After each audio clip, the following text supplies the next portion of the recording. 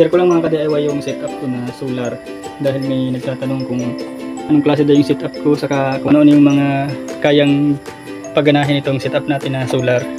Share ko lang yung gamit ko na MPPT, 40 watts na MPPT.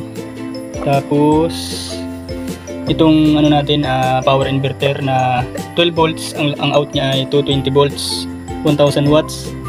Tapos meron tayong LVD, yan LVD, tinatawag na low voltage disconnect para hindi masira yung ating battery. Tapos relay, ito yung mga connection ng sa 12 volts. Tapos ang ginamit ko na battery dito, apat na 25 Ah o katumbas ng 100 Ah o 100 ampere hour na battery. Tapos ang ginamit ko na solar panel, tatlong 100 watts, ang katumbas nun ay 300 watts na solar panel. 300 watts na solar panel, 40 watts na MPPT, 100 ampere hour na battery, saka 1000 watts na power inverter. Ang napapagana nito, itong dalawang switch, ilaw to. Pinindot natin to, yan. Pag pinindot natin yan, gagana yung ilaw na nasa labas. Yan. Pindot. Ilaw yan na nasa labas. Itong isa, patay natin to. Ilaw naman dito sa kwarto.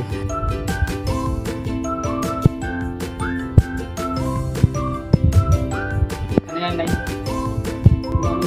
9 watts, saka 5 watts. Pero kaya nito ang apat na ilaw na tigta 5 watts or 9 watts. Tapos ito, electric pa ng 220 volts, 50 watts. Dito natin isasakit sa power inverter. Ang out nito, galing ito sa 12 volts.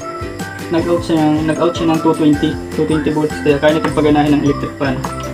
Ito nga palang power inverter ay pure sine wave. Gumagana yung ating 220 na electric fan. Tapos pagaganahin din natin ito isang electric fan. Yan, bali dalawang electric fan.